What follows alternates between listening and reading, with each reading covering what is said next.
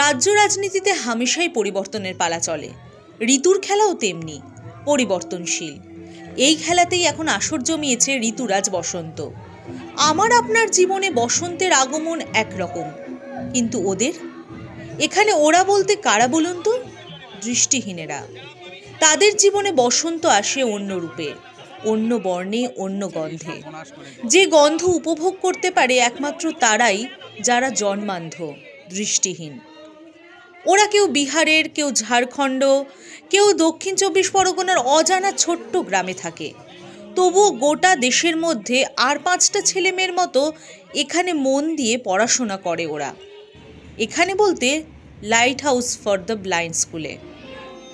দোলের মরশুমে ওরা আর সবার মতো আবির দিয়ে বসন্তকে স্বাগত জানায় না, বরং নিজেদের মতো করে ফুল দোলে মেতে ওঠে তারা। আজ থেকে 11 বছর আগে এই ফুল দোল উৎসব শুরু হয়েছিল শারদীয়া উদ্যোগে। ফুলের পাপড়ি দিয়ে বিভিন্ন কালারের, যে বসন্তের যে বিভিন্ন কালার, সেই কালারগুলো নানা রকম ফুলের মধ্যেই রয়েছে।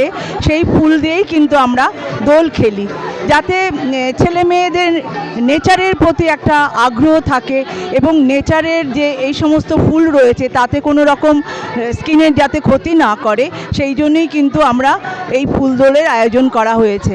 এবং এই প্রতি বছর শারদীয়া থেকে এই ফুলদোলের উৎসবের আয়োজন করে থাকে এবং আমাদের ছাত্রছাত্রীরা এখানে অংশগ্রহণ করে এবং খুব আনন্দ পায়। আজকে নন্দিনীরা সারা বছর মুখিয়ে থাকে কবে ফুলদোল উদযাপন করবে। যাদের এই রঙের কারণে, ওদের অনেক বন্ধুবান্ধব আছে যাদের রঙের কারণেই দৃষ্টিশক্তি চলে গেছে, রঙটা ওদের কাছে ভীতি। তা আমরা ওদের কাছে আজকে সেইটা অন্তত পৌঁছে দিতে পেরেছি ওদের মাধ্যমে, যে রং ভয়ের নয়, রং খুব কাছের, রং খুব মনের রং। বসন্ত মানে শুধু বাহ্যিক রঙেই রাঙা নয়, অন্তরাত্মাকেও জাগানোর সময়, মানবিকতাকে জাগানোর সময়। সেই মানবিক দিক থেকে আমাদের 11 বছর ধরে ওদের সাথে এই ফুলদোল উদযাপন।